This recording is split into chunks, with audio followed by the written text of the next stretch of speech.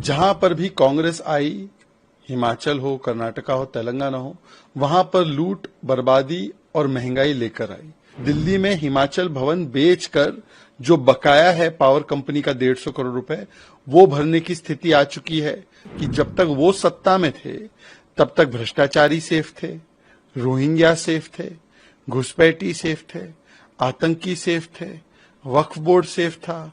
कांग्रेस जब तक है तब तक ना संविधान सेफ है ना और आरक्षण सेफ है, क्योंकि ये लोग आरक्षण छीन कर वोट बैंक को देना चाहते हैं। तो संविधान विरोधी सबसे ज्यादा अगर कोई है तो वही कांग्रेस पार्टी है जिसने इमरजेंसी लाकर संविधान को कुचला।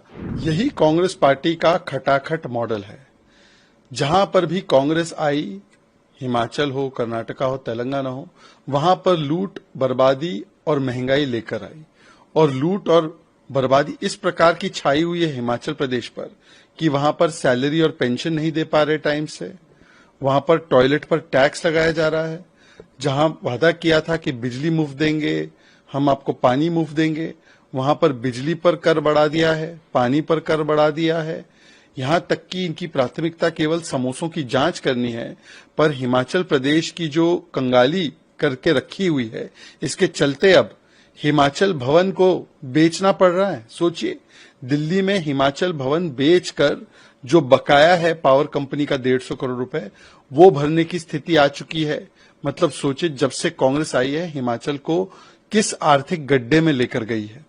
सवाल ये बनता है कि केवल हिमाचल नहीं, कर्नाटका में भी झूठी गारंटीज के नाम पर और जो लूट मचाया है मूडा वाल्मीकि स्कैम का, उसकी वजह से वहां की भी तिजोरी खाली कर दी है। और वो तिजोरी खाली होने की वजह से कर्नाटका में ना इंफ्रास्ट्रक्चर का पैसा बचा है, न डेवलपमेंट का पैसा बचा है। तो कांग्रेस का केवल एक ही उद्देश्य है, जहां पर भी वो सत्ता में आती है, बड़े बड़े वादे तो करती है पर वो वादे झूठे होते हैं, लूट मचाती है और उन प्रदेशों की तिजोरियां, क्योंकि राहुल गांधी को तिजोरी बड़ा पसंद है, तिजोरियां खाली कर देती है।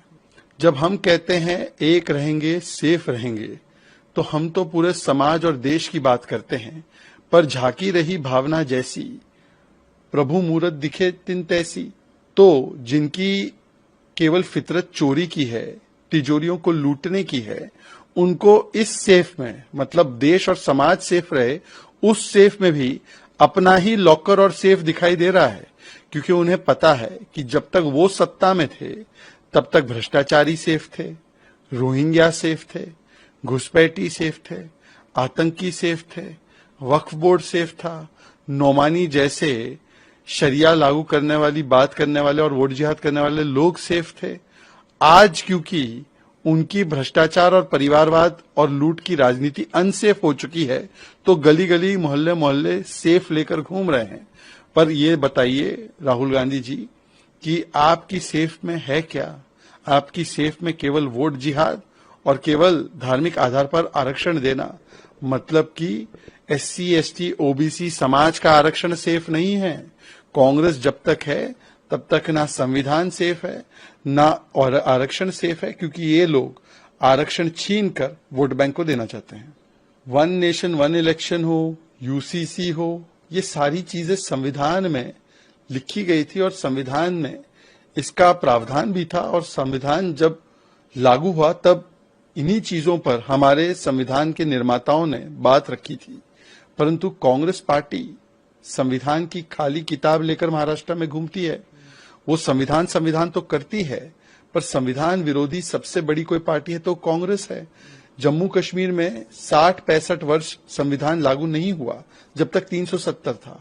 आज जब संविधान लागू हुआ और वहां के मुख्यमंत्री ने भारत के संविधान पर शपथ ली, वहां पर वाल्मीकि समाज को आरक्षण मिला, तो विरोध कौन कर रहा है? कांग्रेस और NC। महाराष्ट्र में जो संविधान की बात करते हैं, वहां पर नोमानी के साथ बैठकर वोट जिहाद की बात करते हैं, संविधानिक है। वहां पर मुस्लिम आरक्षण की बात रेवांत रेड्डी करते हैं, ये संविधानिक और आंबेडकर जी की विचारधारा के तहत है। तो संविधान विरोधी सबसे ज्यादा अगर कोई है तो वही कांग्रेस पार्टी है जिसने इमरजेंसी लाकर संविधान को कुचला। और आज भी वो कहती है कि मैं आरक्षण समाप्त कर दूंगी, चाहे नाना पटोले का बयान हो, चाहे राहुल गांधी का बयान हो। और संविधान विरोधी, दलित विरोधी, आंबेडकर विरोधी अगर कोई है तो कांग्रेस पार्टी, अभी तो उनके एक नेता नितिन राउत ने भी बोला कि जय भीम बोलने पर उनको मंत्रालय से निकाल दिया गया।